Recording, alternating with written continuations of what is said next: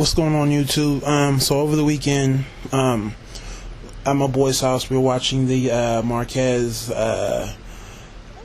Merriweather fight. And after, the guys, we were hanging out, having a couple of beers and whatnot. And I was talking to a younger homie who is going into his fourth year of school.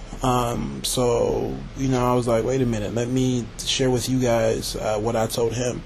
So I guess this video is more so for those of you guys who are still in school, because I know the school year, if it hasn't already started, is about to start. So I know some of you guys are going into your last couple of years. Maybe it's your fourth year, fifth year, or even your third year. And pretty much he wanted to know what he can do to deal with the hit after graduation, because the worst part about going to school is not even getting through school, but it's in my opinion, it's the year to 3 years that it takes just for you to get something concrete and something going. There are a couple of people who, as soon as they graduate, jump straight into what they want to do. But even then, it's probably just more school. It's never about actually gaining money. If you're really on some, I'm trying to graduate and get money, man, it's probably going to take you anywhere from a year to 3. Right now my brother's in school. He graduated, he's in grad school, but even then, he ain't making no money. Simply because there's no work. So, other than just waiting around, he went back to school. So, but I would say, in terms of my official recommendation, first of all, I wouldn't say just rush into grad school. I know a lot of people are saying, hey, just go to school so you can defer some of your student loans and this, that, and the third. What I would say is take some time out now, right? Not even buy time, but really take some time, maybe a Sunday or a Saturday morning, and really think about what you want to do and investigate. Because I'm for people going into grad school, but not as a way to just be doing something and just so that, you can defer some of your student loans. You can actually get into what you want to do. Just think about it. Most of the time when we're in school, we're so caught up in enjoying school life and studying and all this other stuff, we don't spend enough time actually game planning for life after graduation. So if, like I said, you need to do this before. The mistake I made was that I never really sat down and really factored in what I wanted to do till afterwards. So if you're in a position where you're still in school, really, I don't care if you pick some times to yourself where you can sit there and really self-reflect and think about what you want to do.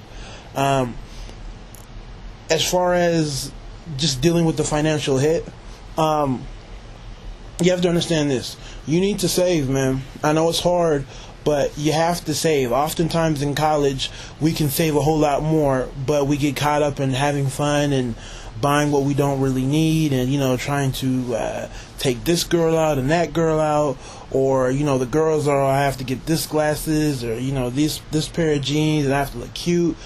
You guys have to save. Save. I know it's hard to, but you should, you're almost grown, man. You should at least be able to, in my opinion, save $3,000. Okay, it's hard. It is hard. But it is what it is. You have to, simply because you just don't know how long the hit is going to take. And like I said before, you just can't rely on hopping straight into grad school, because some programs require you to have experience.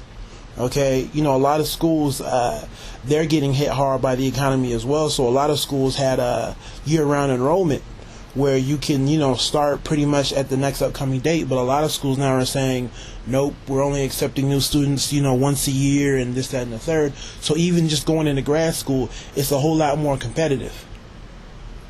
Okay, so you just can't rely on hopping straight into grad school. As far as actually working, be prepared to possibly be working a job that is not even related to what you want to do.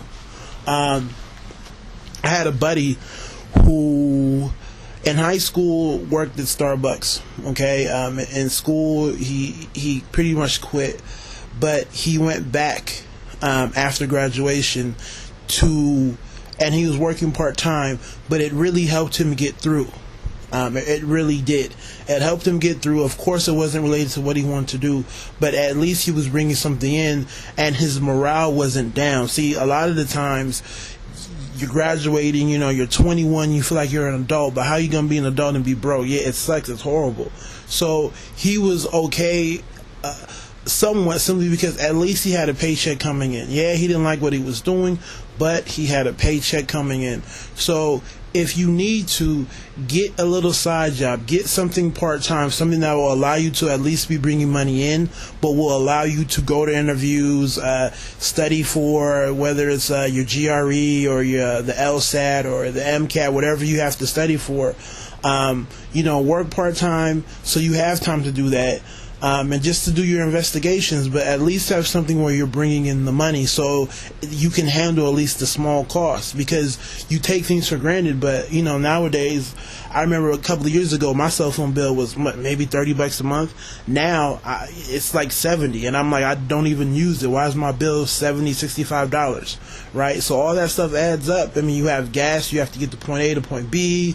You want to go out occasionally and have fun. So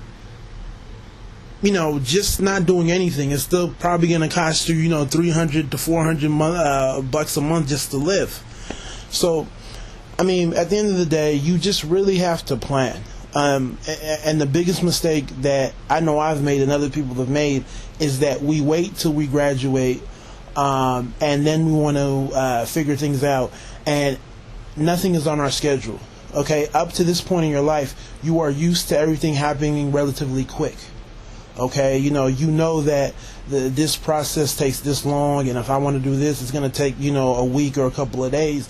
But once you're dealing with, real world scenarios, there is no time limit. Okay, literally, you can apply for a job, and you may not even know if you got the job till 4 months later because of just the whole screening process. So it really is labor intensive, and there's not much you can do. But what you can do, like I said before, the sooner you start, right, and you figure out what you want to do, you are almost killing two birds with one stone, because you're still in school handling your business, but you have other things in motion. And those things in motion will take time. So once you graduate, you're not necessarily experiencing so much downtime. Okay, because the downtime, that's what really kills you, because you're sitting at home, or you're sitting in your apartment or somewhere that you really can't afford, and you're like, man, what's going on? And then you get your head together, then you have to wait even longer, so you can forego all that if you simply take the time out while you're still in school, 3rd, 4th year, 5th year, at the beginning. Think about what you want to do, how you want to get there, save some money.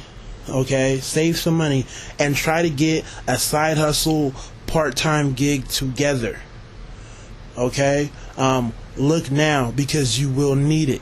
It may not be related to what you want to do, and you may hate it, but trust me, where I live in Southern California, most of the Starbucks that I go to, the people working there are actually people in college. A lot of the waitresses and bartenders that I see, a lot of them are in college, and they're just trying to make ends meet. So you guys take it easy. If you guys have anything else to add, please put it in there. You guys know the drill. God bless.